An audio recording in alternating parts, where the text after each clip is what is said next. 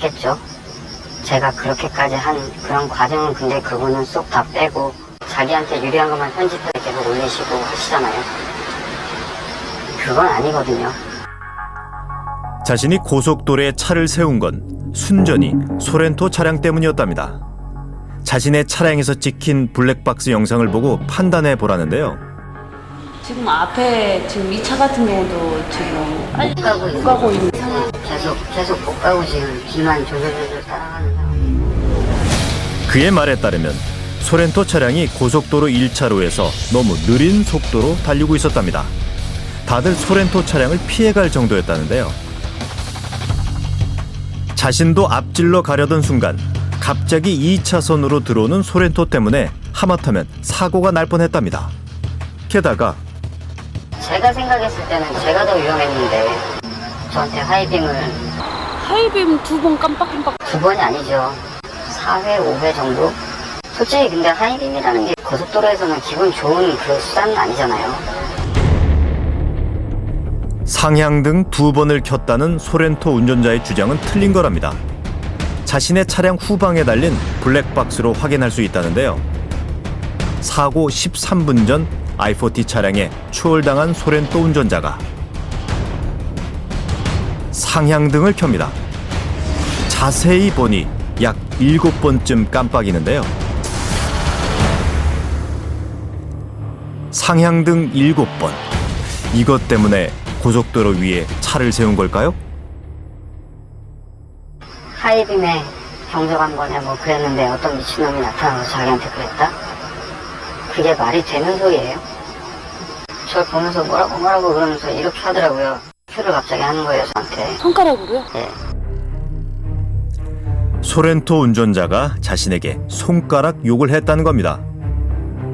블랙박스 영상이 흐려 정확히 찍히진 않았지만 바로 이 순간 소렌토 운전자가 자신을 모욕했다고 i40 운전자는 주장하고 있는데요.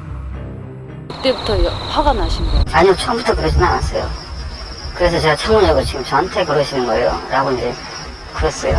그랬더니 또 이러더라고요. 또 손가락? 예.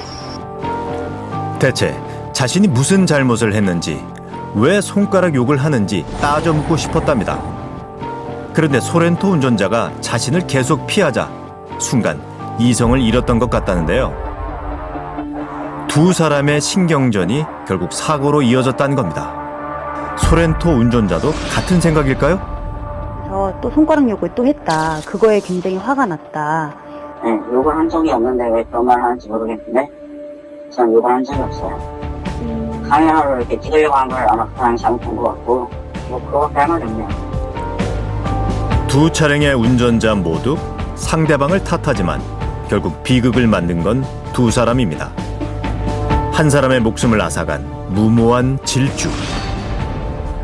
하지만 이런 경우 제일 뒤에서 부딪힌 5톤 트럭 운전자, 그러니까 사망자에게 가장 큰 법적 책임을 묻는 게 통상적이라는데요.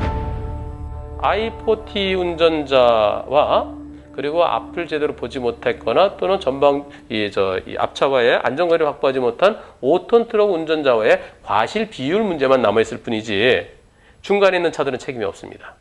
욕을 했더라도 소렌토가 욕을 했더라도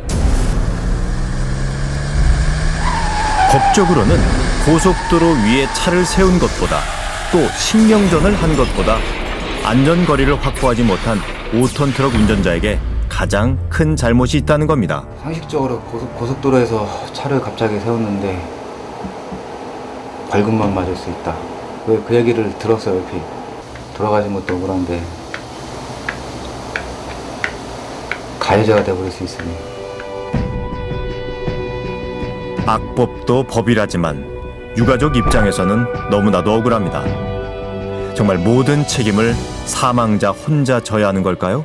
고속도로 1차로에 차를 세움으로 해서 사고를 야기시켜갖고 사람 죽게 하고 다치게 한 거, 이것은 중과실치사상.